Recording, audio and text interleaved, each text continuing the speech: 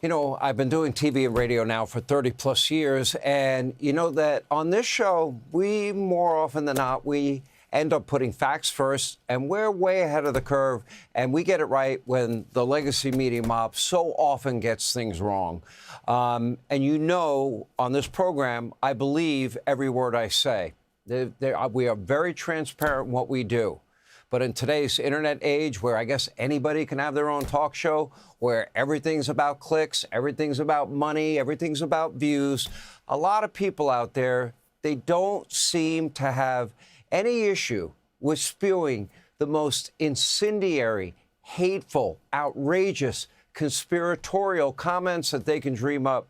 And somehow, some way, some of the people who traffic in this kind of hatred and talk have actually decided to turn the tragic political assassination of Charlie Kirk into their latest topic of fascination, with a variety of absolutely insane conspiracy theories. Some people are even trying to figure out where Charlie Kirk is buried. Does it get any more evil, any sicker than this? Well, not to me. I find all of this disgusting and repulsive. Erica, her children, the people at Turning Point, they have been through enough this year. It is time for people to shut up and leave these people alone. And that's why, you know, what I say, and by the way, that's what none other than John Fetterman had to say. He put this up on X today. Take a look at this.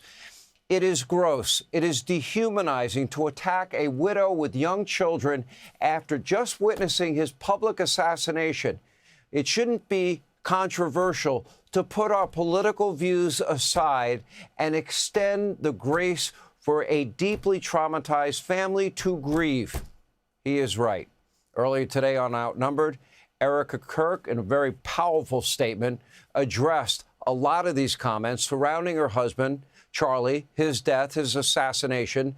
And, you know, it started with our friend Harris Faulkner asking about those people who are trying to figure out where, if you can believe this, I can't believe I'm even saying this, where Charlie Kirk is buried. Here's how she answered. Very powerful. Can I have one thing? Can I have one thing? Can my children have one thing? Everything was public. We will be building the most beautiful memorial for my husband at Turning Point USA, and it will be for the world to see, and it will be spectacular, and it will have basically museum style for our Charlie, for my Charlie. But can I have one thing? Can my babies have one thing where we hold it sacred, where my husband is laid to rest, where I don't have to be worried about some secular revolutionary coming and destroying my husband's grave while my daughter is sitting there praying? One thing. This is my husband.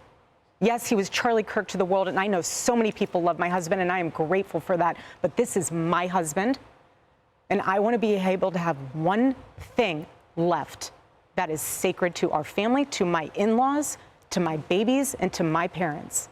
One thing. I do not have time to address the noise. My silence does not mean that I am complacent. My silence does not mean that somehow Turning Point USA and all of the hand-picked staff that loved my husband and my husband loved them is somehow in on it. We are busy building. And you know what I thought? I thought these people are human. We are all grieving in our own way. And they are trying to find the answer to something that happened that was so evil. They are trying so hard. And I get that. We're doing the same. Anytime we hear a lead or anytime we hear anything, we send it to the authorities. Please dig into this. No rock will be unturned.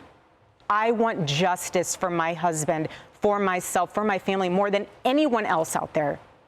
So for me, you want to keep telling me to come down while we're building? I don't have time for that. But here's my breaking point on that. Come after me, call me names, I don't care. Call me what you want, go down that rabbit hole. Whatever.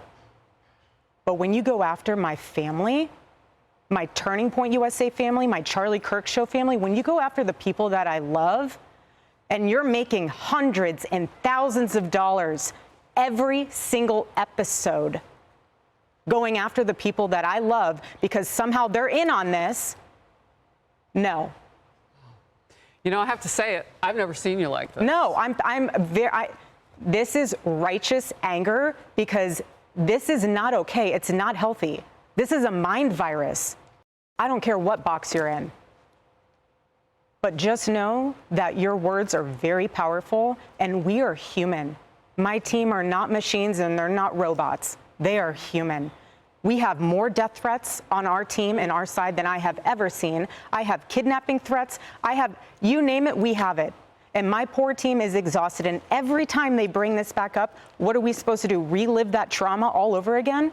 They watched my husband get murdered. I have no idea how I would have reacted if I was there that day. And thank the good Lord that I did not have to see that happen. But my team, they are rocked to the core. So why every single day do they have to be dragged through the mud, analyzed, hyper-analyzed? If you want to find and pick me apart, go right ahead. I do not care. I don't. This was happening before Charlie was murdered. Both of us have been through the ringer of people will call you whatever they want to call you.